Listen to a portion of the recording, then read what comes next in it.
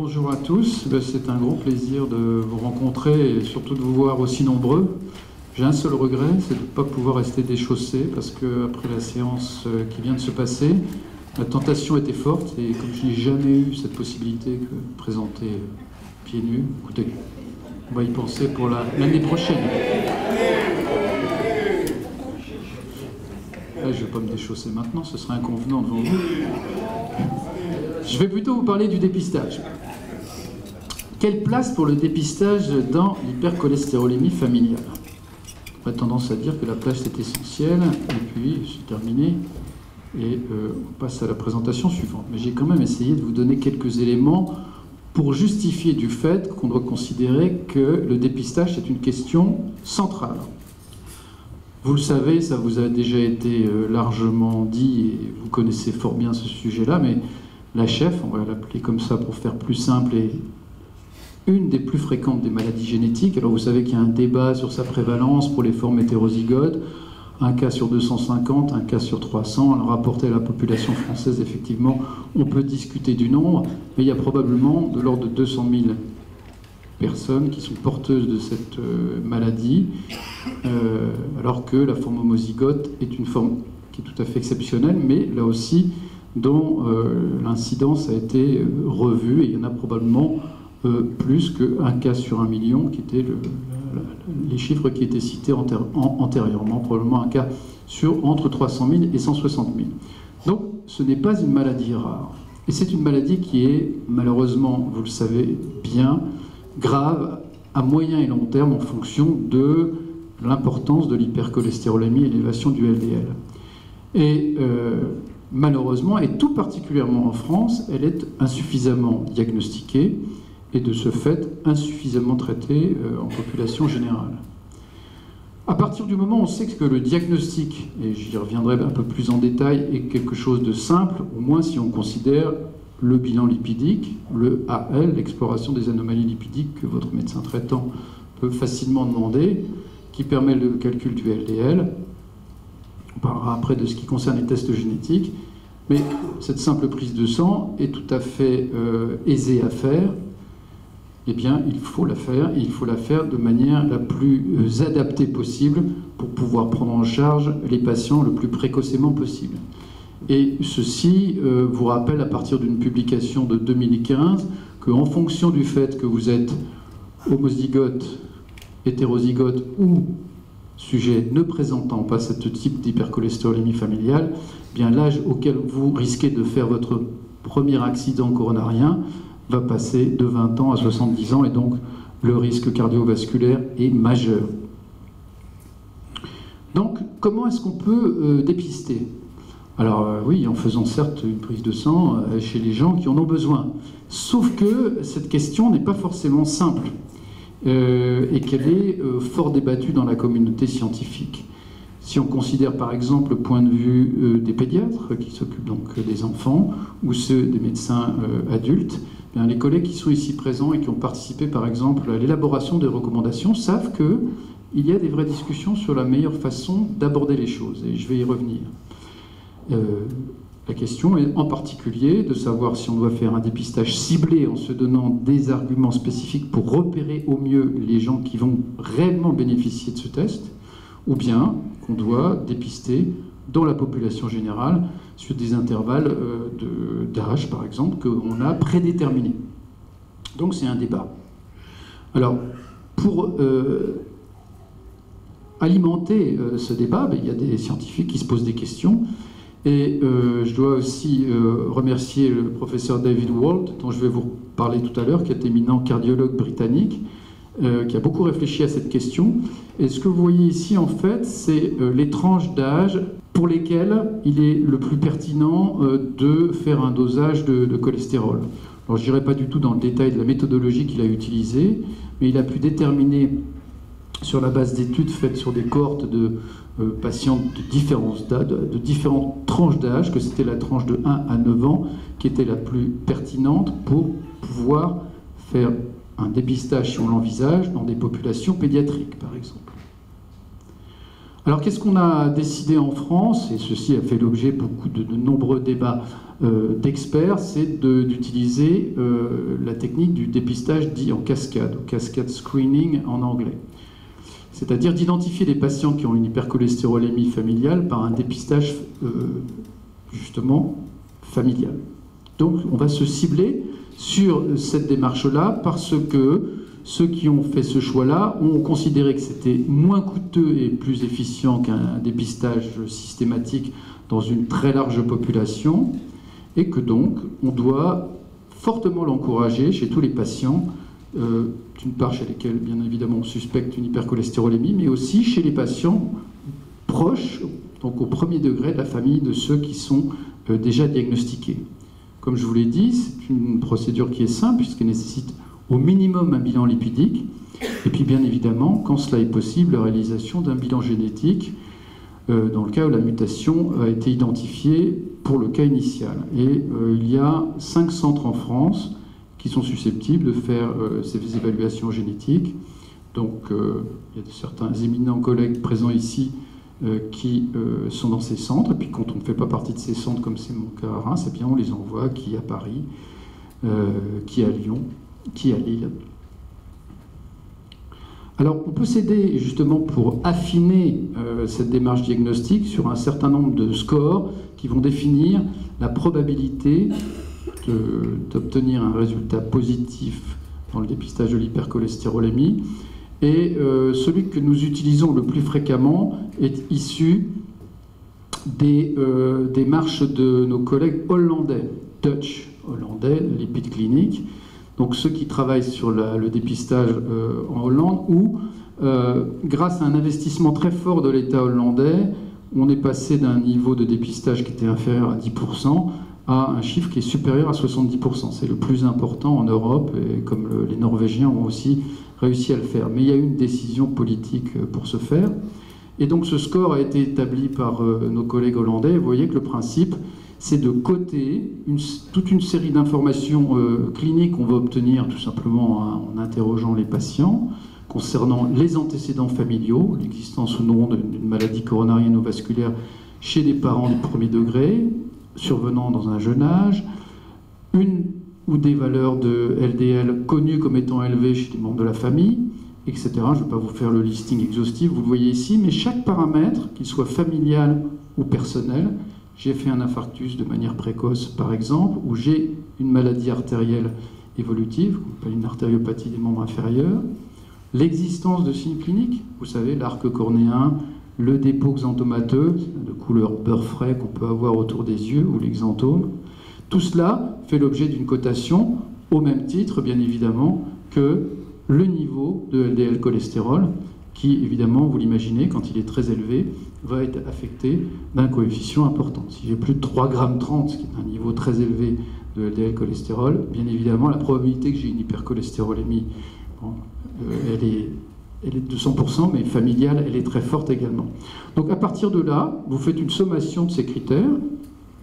et vous définissez une probabilité de diagnostic de la maladie. Certains, si le score est supérieur à 8, et vous voyez par exemple, qui est figuré en bas, que si vous avez fait un test génétique, bien évidemment, vous avez une réponse oui, non sur l'existence d'une mutation qui peut être causale de l'hypercholestérolémie, et vous pourrez donc avoir une probabilité, si vous n'avez pas fait le test génétique, de l'atteinte de la maladie, et donc justifier d'autant plus de ce test génétique. Donc, pourquoi le diagnostic génétique est utile par ailleurs? Parce qu'il a un gros impact sur la prise en charge globale de la maladie. Bien sûr, il va permettre de confirmer la maladie, hein, si on avait uniquement des critères cliniques pour les scores certains, ou de l'affirmer pour les scores probables. Bien sûr, il impacte également le pronostic, parce qu'on sait que les patients qui ont une anomalie, une mutation génétique identifiée, ont un risque coronarien qui est plus élevé. Donc on va être d'autant plus volontaire pour dépister des anomalies coronariennes et les prévenir. Et puis, il a un impact sur la prise en charge thérapeutique pour le patient, l'individu, parce que bien évidemment, on va le traiter de manière énergique, mais également pour ses descendants, parce qu'à partir du moment où on a dépisté l'individu, en cascade, on va, chez les proches de la famille, en utilisant ces questionnaires simples, repérer les sujets qui sont à risque de présenter la maladie, et on va les traiter le plus précocement possible. Alors ça, c'est le cascade screening, c'est au dépistage en cascade, pardon. La démarche, je dirais, franco-française, elle est faite dans bien d'autres pays. Sauf que il y a d'autres démarches qui peuvent être proposées. Et je reviens donc à David Wald, qui a publié dans un des grands journaux que nous médecins lisons régulièrement et dans lequel on rêve de pouvoir publier régulièrement, qui est le New England Journal, il y a moins d'un an, une proposition de dépistage particulière qui n'est pas tout à fait celle que j'évoquais tout à l'heure. Alors vous voyez ce qui est écrit, Child Parent Familial Hypercholestérolémia Screening in Primary Care, c'est-à-dire que l'idée c'est comment on peut faire en utilisant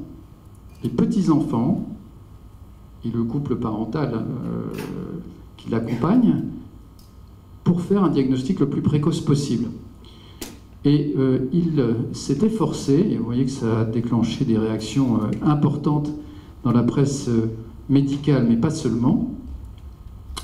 Il a proposé que ce dépistage soit fait au moment des vaccinations, en effectuant un prélèvement au niveau du talon du petit enfant qui vient se faire vacciner,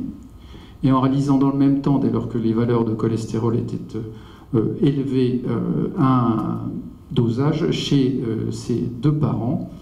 combiné à un test génétique utilisant une petite puce dans lequel la majorité, mais pas toutes, et c'est d'ailleurs un des éléments du débat pour ceux qui proposent ce genre d'études, étaient évaluées. Donc on avait chez le couple enfant, petit et parent, à la fois une valeur de cholestérol et d'autre part un test génétique. Alors, bien évidemment, je ne vais pas vous développer cette publication qui est assez complexe dans sa lecture, mais dont le message est relativement simple, c'est que d'une part, lorsque les médecins proposaient, en l'occurrence des cardiologues d'adultes, à des parents de faire ce test tout simple finalement, puisque c'est un petit prélèvement sur le talon, aux petits-enfants donc qui avaient de l'ordre de 1 an au moment des vaccinations, d'abord ils l'acceptaient très largement, parce que ça c'est un débat. Les parents n'acceptent pas tout pour leurs enfants et ils ont raison de réfléchir. Là, 94% des plus de 11 000 personnes qui ont été consultées l'ont accepté, et à partir de là, pour 1000 personnes explorées, on trouvait 8 personnes qui étaient dépistées, 4 enfants et 4 parents, comme porteurs d'une mutation responsable d'une hypercholestérolémie familiale. Et à partir de là, 90% des parents qui ont été diagnostiqués à cette occasion-là ont pu débuter un traitement par statine. Et bien évidemment, dès lors que les anomalies étaient repérées chez les petits-enfants, on pouvait les surveiller et envisager un peu plus tardivement, parce que vous le savez, on ne peut pas débuter un traitement par statine à l'âge de 1 an, chez les enfants chez lesquels on a fait ce diagnostic précoce. Et vous voyez que cette stratégie-là n'est pas la même que le dépistage en cascade que j'ai évoqué là. Et actuellement, David Wald, dont je dois vous dire qu'on avait essayé avec Véronique de l'inviter à cette réunion-là, pour qu'il puisse vous expliquer mieux que je ne peux le faire le principe de ce dépistage, ne pouvait pas venir, il s'en excuse, mais simplement il est à Miami pour faire ce même type de présentation. Donc c'est difficile d'être à 2 endroits en même temps. Voilà, mais ce principe-là est extrêmement intéressant, doit faire réfléchir les scientifiques, parce que il y a diverses manières d'aborder les choses, et quand on sait que les outils génétiques ont un prix qui va en décroissant, et en décroissant très largement, même s'il y a un débat sur le choix des puces qui permettent de faire les diagnostics, eh bien, ça peut permettre très probablement d'améliorer la qualité du dépistage et de la prise en charge. Alors, il y a encore d'autres types d'expériences. Alors là, j'ai la chance d'avoir dans la salle mes 2 collègues, dont l'un est quelque peu assoupi, mais que je vais réveiller à cette occasion-là, des Pays de Loire, le professeur Cariou qui va vous parler tout à l'heure, et le docteur Sophie Béliard, parce que là aussi, dans cette réflexion sur le dépistage en population générale, on peut envisager d'autres stratégies. Alors, peut-être que vous en parlerez peut-être tout à l'heure, mais cette diapositive est quelque peu chargée, mais le principe général est là de s'adresser en fait, je dirais,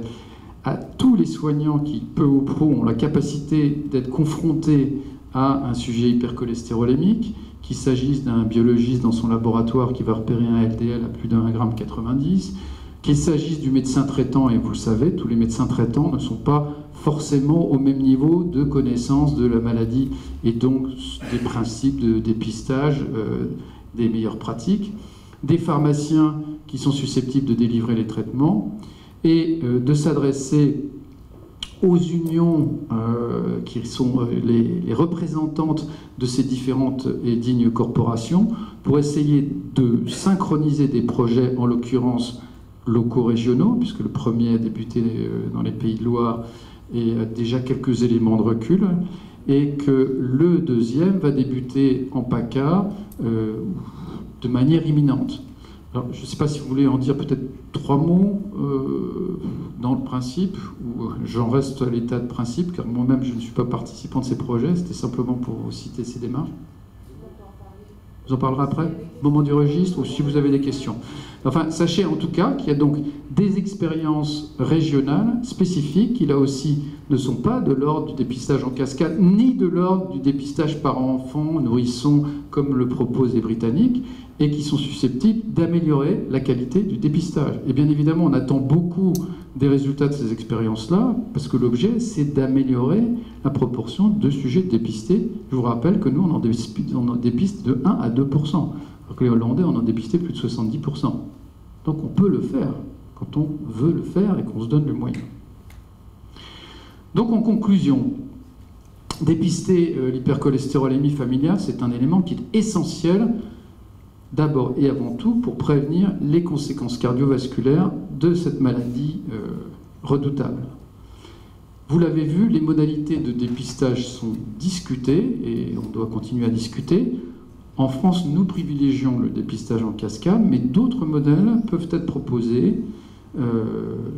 ainsi que je l'ai évoqué, le dépistage en population générale sur des projets régionaux, ou le modèle britannique, enfant-parent, sur lequel actuellement David Walt discute avec les autorités britanniques pour essayer d'élargir ces modalités de faire. J'ajouterai pour terminer que ceci débouche nécessairement sur la nécessité d'une sensibilisation beaucoup plus large du corps soignant, au sens large. Les médecins, bien évidemment, au premier chef les médecins généralistes, parce qu'on peut penser que les cardiologues ou les endocrinologues connaissent un petit peu mieux le sujet, mais il y en a beaucoup qui ne le connaissent pas forcément très bien, mais aussi les gynécologues, pensons au bilan en particulier avant de contraception œstroprogestative, dans lequel le bilan lipidique doit être regardé de très près, les pédiatres, et puis toute une kyrielle d'autres soignants qui interviennent et qui ont été évoqués dans les projets locaux régionaux. Je vous remercie de votre attention.